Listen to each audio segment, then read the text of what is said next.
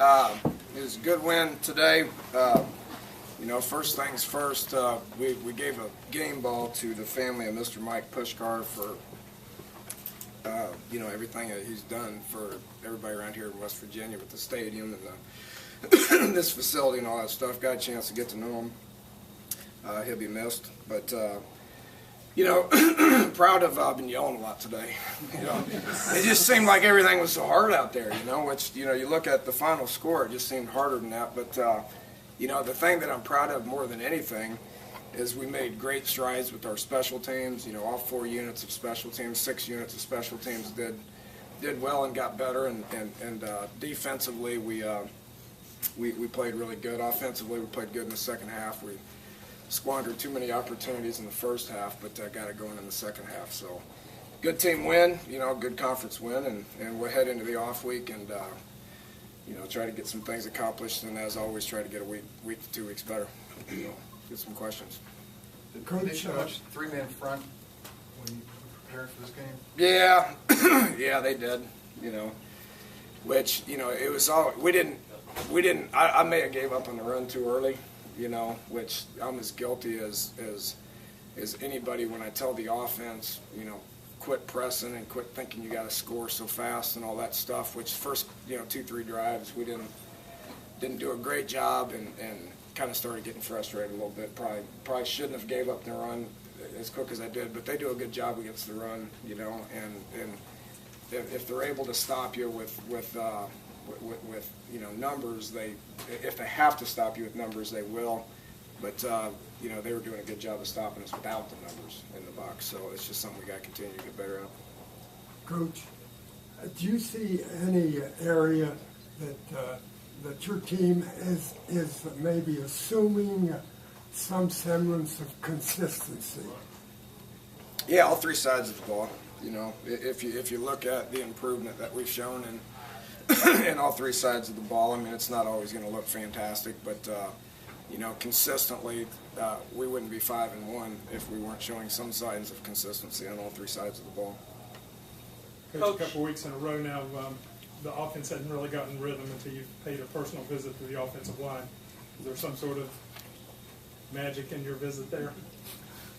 Absolutely not. I can't repeat any of that. It's like I said. We have success offensively, and we all want to score every time we got it, but that's not reality. I think we're all happy with 43 points. So, Dana, we know your history and resume coming in offensively, but Geno Smith is halfway to 4,000 yards now, and that's pretty sacred ground around here. Can you talk about his play so far, 6 games into the season? It's still got a long ways to go, and he's capable of being as good a quarterback as there is in college football. I'm not saying he is right now. I'm just saying he's capable of it if he keeps improving and improving and improving over the course of this year and next year. But he still tries too hard at times. Which there was a point in that second quarter where he thought that he had some answers, which he did some things that we will address and make sure that it doesn't happen again as far as just trying to take over the game. He doesn't need to take over the game. He just needs to play within the system, play within himself, and trust coaches and trust guys around him. And once he 100% understands that and keeps getting better each week, he's got a chance to be pretty good. Danny, you talked about how hard it was to do anything out there today, but that was true for about 2.5 quarters until Juwan Snow runs the fumble back, and then all of a sudden, is it as simple as just a spark like that to just turn everything around? Could be, without a doubt. You can't win a championship unless you have 3 sides of the equation. And the thing I like about this team right now is all 3 sides of the ball understand what their job is and how important they are to this team. So if we only win one of the 3 sides and we're going to get beat, sometimes you can win 2 of the 3 sides and get beat as well. So that was a huge spark, and we capitalized on it. Molinari looked like he had a pretty nice day out there. Did, yep. Sometimes you just got to put guys in game situations and give guys chances and see what they can do, Which, UConn didn't come after it very much, which that changes, guys as well. He had some time to kick it, and the conditions were good, and he took advantage of his opportunity. about the defensive pressure you guys were able to get on McAfee, and it's got to be a welcome sight to see those guys getting in there. The best it's been all year. I'm not sure how many sacks or negative plays that we had, but it looked to me like it was quite a bit. Like I said, defense played fantastic. You talk. We gave up 275 yards and probably 250 in the first half or something like that. But that's a heck of a second half. That's a dominating performance by our defense from run defense to getting after the passer and creating a big turnover. So those guys did great. Danny, you mentioned the frustrations of pressing. What's the battle like when you know what you're capable of that you saw in the second half, but when you're in the middle of that first half and you can't quite get there?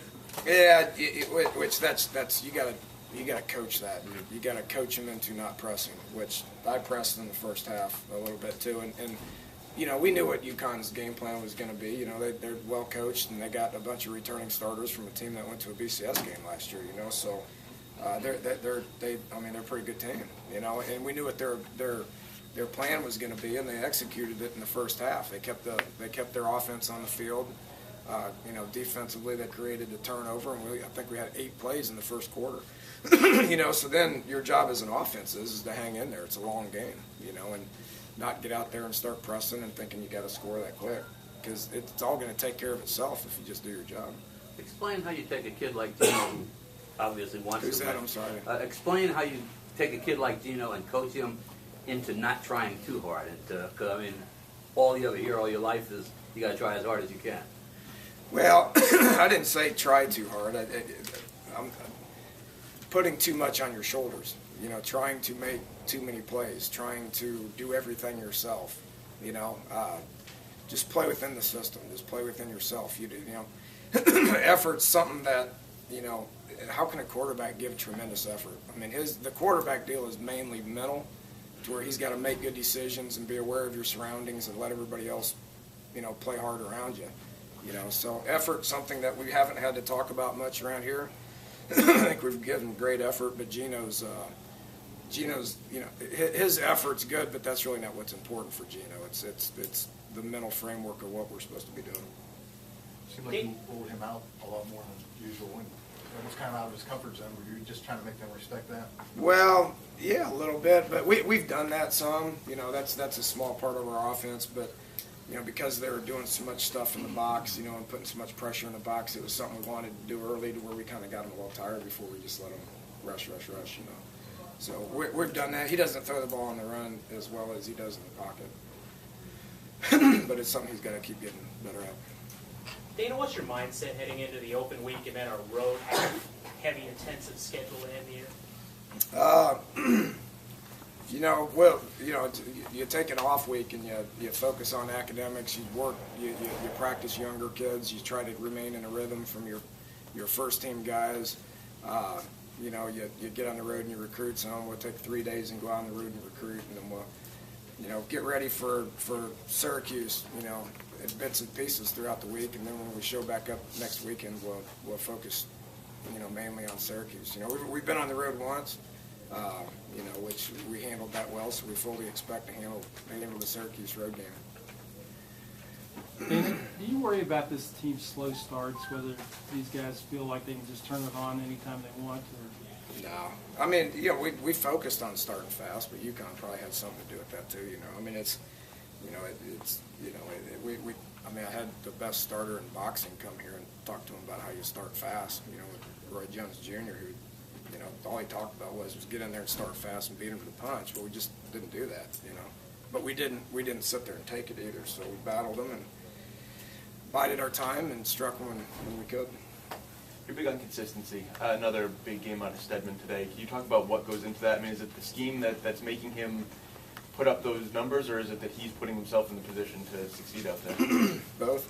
The system allows a guy like him to have the opportunities to make plays. Same thing with Ivan. Ivan could have had a big day.